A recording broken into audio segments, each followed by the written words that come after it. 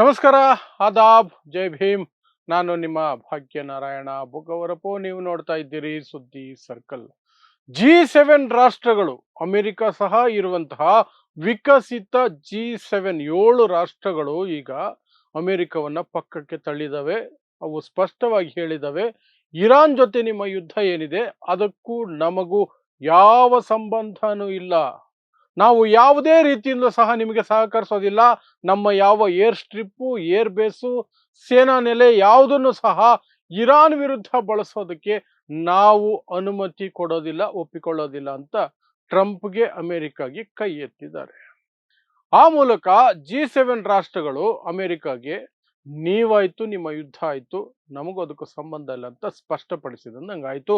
ಅದರ ವಿರುದ್ಧ Donald Trump ವಿಷ ಕಾರ್ತಾ ಇದ್ದಾರೆ.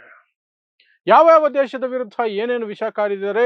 ಈ G7 ದೇಶಗಳು ಅಂದ್ರೆ ಯಾವ ದೇಶಗಳು, ಯಾವ ದೇಶ ಈ ಯುದ್ಧದ ಕುರಿತಾಗಿ ಡೊನಾಲ್ಡ್ ಟ್ರಂಪ್ಗೆ ಏನೇನು ಹೇಳಿದಾವೆ, ಏನೇನು ಮಾಹಿತಿ ಇದೆ, ಅದನ್ನ ನಿಮ್ಮ ಮುಂದೆ ಇಡುವಂತಹ ಪ್ರಯತ್ನವನ್ನು ಮಾಡ್ತೀನಿ. ಫೆಬ್ರವರಿ 28ನೇ ತಾರೀಕಿಂದ ಇಲ್ಲಿಯವರೆಗೆ 39 ದಿನ ಯುದ್ಧ ನಡೀತಾನೆ ಇದೆ. ಅಮೆರಿಕ ಅನ್ಕೊಂಡಿದ್ದು ಕೇವಲ 3-4 ದಿನ ಮುಗಿಸ್ಬಿಡ್ತೀವಿ ಇರಾನ್ ಅಂತ. ಬಟ್ ಇರಾನ್ ಪ್ರತಿರೋಧ ಮುಂದುವರಿಸಿಕೊಂಡು ಹೋಗ್ತಾನೆ ಇದೆ. ಇಲ್ಲಿಯವರೆಗೂ ಅದು ನಡೀತಾನೆ ಇದೆ. ಮೋಸದಿಂದ ಮೊದಲನೇ ದಾಳಿ ಮಾಡಿದ್ದು ಅಮೆರಿಕ, ಇಸ್ರೇಲೇನೆ. ಖಾಮಿನಿಯನ್ನು ಕೊಂದಿದ್ದು ಇಸ್ರೇಲು ಮತ್ತು ಅಮೆರಿಕ ಸೇರ್ಕೊಂಡೆ. ಆದರೆ ಆ ನಂತರ ನಡೆದಿರುವಂತಹದ್ದು ನಿಜವಾಗ್ಲೂ ಪವಾಡನೆ. ಯಾಕೆಂದ್ರೆ 39 ದಿನ ಇರಾನ್ ಬಲಿಷ್ಠ ರಾಷ್ಟ್ರಗಳ ವಿರುದ್ಧ ಈ ರೀತಿಯಾಗಿ ಗಟ್ಟಿಯಾಗಿ ನಿಂತಿರೋದು. ಸೊ ಈ ಹಿನ್ನೆಲೆಯಲ್ಲಿ ಡೊನಾಲ್ಡ್ ಟ್ರಂಪ್ಗೆ ಮುಖ ಕಾಪಾಡಿಕೊಳ್ಳೋದಕ್ಕೆ ಅಥವಾ ಆ ಯುದ್ಧದಿಂದ ಹೊರಗಡೆ ಬರೋದಕ್ಕೆ ಬೇರೆ ದೇಶಗಳ ಸಹಾಯ ಬೇಕಾಗಿದೆ. ಇಲ್ಲದೆ ಹೋದರೆ ಇರಾನ್ ಅನ್ನ ಬಗ್ಗುಬಡಿಯೋದಕ್ಕೆ ಸಾಧ್ಯನೇ ಇಲ್ಲ ಅಂತ ಟ್ರಂಪ್ಗೆ ಮನವರಿಕೆ ಆಗಿದೆ. ಸೊ ನ್ಯಾಟೋ ರಾಷ್ಟ್ರಗಳನ್ನ ಮೊದಲಿಗೆ ಕರೆದರು. ಬನ್ನಿ ಎಲ್ರೂ ಒಟ್ಟಿಗೆ ಹೋಗಿ ಯುದ್ಧ ಮಾಡೋಣ, ಇರಾನ್ ಅನ್ನ ಬಗ್ಗು ಬಡಿದು ಆ ಸ್ಟ್ರೈಟ್ ಆಫ್ ಹೊರ್ಮುಸ್ ಇದೆಯಲ್ಲ, ಹೊರ್ಮುಸ್ ಜಲಸಂಧಿಯನ್ನ ಬಿಡಿಸ್ಕೊಂಡು ಬರೋಣ, ಬನ್ನಿ ನೀವು ಅಂತಂದ್ರು. ಯಾಕಂದ್ರೆ ಆ ಹೊರ್ಮುಸ್ ಇಂದ ಇಡೀ ಜಗತ್ತು ಕೊತ್ತು ಹಿಸುಕಿದಂತಹ ಪರಿಸ್ಥಿತಿಗೆ ನಿರ್ಮಾಣ ಆಗಿದೆ. 20% ಆಯಿಲ್ ಟ್ರಾನ್ಸ್ಪೋರ್ಟ್ ಆಗ್ತಾ ಇತ್ತು. ಅದನ್ನೀಗ ಇರಾನ್ ತನ್ನ ಹತೋಟಿಯಲ್ಲಿ ಇಟ್ಕೊಂಡಿದೆ. ತನಗೆ ಯಾರು ಬೇಕೋ, ಯಾವ ಹಡಗನ್ನ ಬಿಡಬೇಕೋ ಅದನ್ನ ಮಾತ್ರ ಬಿಡ್ತಾ ಇದೆ. ಮಿಕ್ಕವರಿಗೆ ಅವಕಾಶ ಇಲ್ಲವೇ ಇಲ್ಲ. ಅದರಲ್ಲೂ ಅಮೆರಿಕ ಮತ್ತು ಮಿತ್ರ ಪಡೆಗಳಿಗೆ ಅವಕಾಶನೇ ಇಲ್ಲದಂತೆ ಮಾಡಿಟ್ಟಿದೆ. ಬಟ್ ನೇಟೋ ದೇಶಗಳು ಒಂದು ಒಪ್ಕೊಳ್ಳಿಲ್ಲ. ನಮಗೂ ಇದಕ್ಕೂ ಏನಪ್ಪ ಸಂಬಂಧ? ಮೊದಲಿಗೆ ನಿನಗೂ ಆ ಯುದ್ಧಕ್ಕೆ ಸಂಬಂಧ ಇಲ್ಲ, ಅದು ಇಸ್ರೇಲ್ ಯುದ್ಧ. ನೀನು ಮಧ್ಯದಲ್ಲಿ ಮೂಗು ತೋರಿಸ್ಕೊಂಡು ತಲೆ ತೋರಿಸ್ಕೊಂಡು ಹೋಗಿದ್ಯಾ, ಸಿಕ್ಕಾಕೊಂಡಿದ್ಯಾ, ಅನುಭವಿಸು ಸಾಯಿ, ನಾವು ಬರಲ್ಲ ಅಂತಂದ್ರು. ಸೊ ನೇಟೋ ವಿರುದ್ಧ ಟ್ರಂಪ್ ಗುಡುಗಿದ್ದಾಯ್ತು, ಕೆಟ್ಟದಾಗಿ ಕಮೆಂಟ್ ಮಾಡಿದ್ದು ಆಯ್ತು. ನೇಟೋ ಪಡೆಗಳು ಹೇಡಿ ದೇಶಗಳು, ನೇಟೋ ಪೇಪರ್ ಸಿಂಹ ಇದ್ದಂಗೆ, ಅವ್ರ ಹತ್ರ ಯಾವ ಶಕ್ತಿನೂ ಇಲ್ಲ. ಅಮೆರಿಕ ಇಲ್ಲದೆ ಹೋದ್ರೆ ನೇಟೋದಲ್ಲಿ ನೇಟೋ ವೇಸ್ಟು ಅಂತೆಲ್ಲ ಅವ್ರನ್ನ ಬೈದಿದ್ದಾಯ್ತು ಬಾಯಿಗೆ ಬಂದಂಗೆ. ನೆಕ್ಸ್ಟ್ ಇವರು ನೋಡಿದ್ದು G7 ದೇಶಗಳ ಬಗ್ಗೆ ಕಡೆ. ಯುಕೆನ್ ಕರೆದ್ರು, ಫ್ರಾನ್ಸನ್ ಕರೆದ್ರು, ಇಟಲಿನ ಕರೆದ್ರು, ಜಪಾನ್ನ ಕರೆದ್ರು.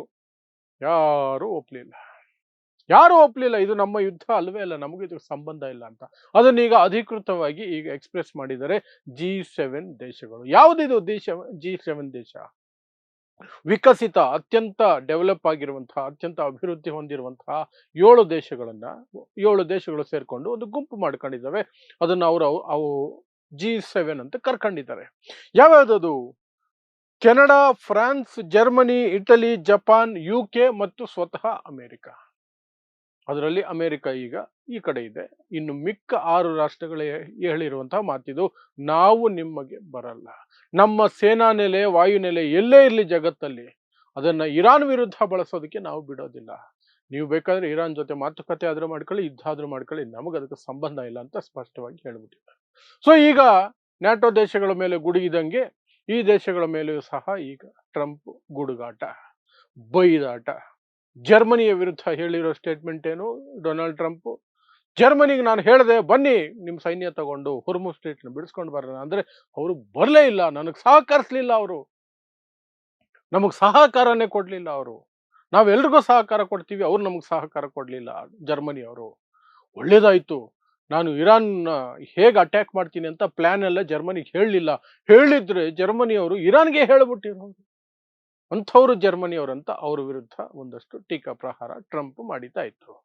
ಆ ನಂತರ ಜಪಾನ್ ಕುರಿತಾಗಿ ಮಾತಾಡ್ತಾ, ಜಪಾನ್ನಲ್ಲಿ ನಮ್ಮ 40,000 ಸೈನಿಕರನ್ನು ಇಟ್ಟಿದ್ದೀವಿ. ಅವರ ರಕ್ಷಣೆಗೆ ಅಂತ ಅಷ್ಟು ದೊಡ್ಡ ಸೈನ್ಯವನ್ನು ನಾವು ಅಲ್ಲಿಟ್ಟಿದ್ರೆ, ನಾವೀಗ ಕರೀತಾ ಇದ್ರೆ ಅವ್ರು ಬರ್ತಾ ಇಲ್ಲ, ಅವ್ರು ಸಹಕರಿಸ್ತಾ ಇಲ್ಲ.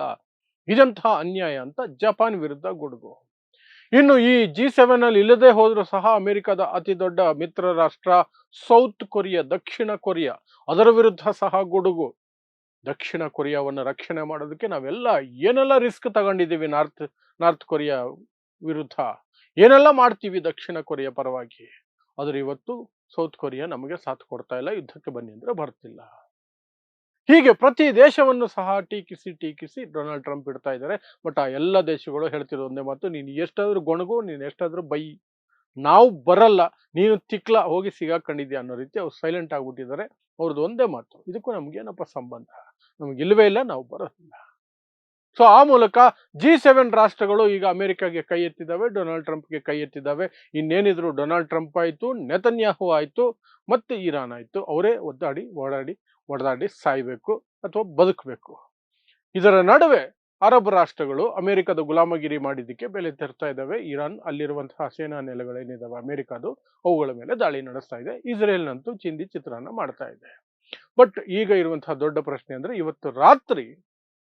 ಇವತ್ತು ರಾತ್ರಿ ಏನು ವಾರ್ನಿಂಗ್ ಇದೆ, ಎಂಡಿಂಗ್ ಇದೆ ಡೊನಾಲ್ಡ್ ಟ್ರಂಪ್ ಕೊಟ್ಟಿರುವಂತಹ ಟೈಮಿಂಗು.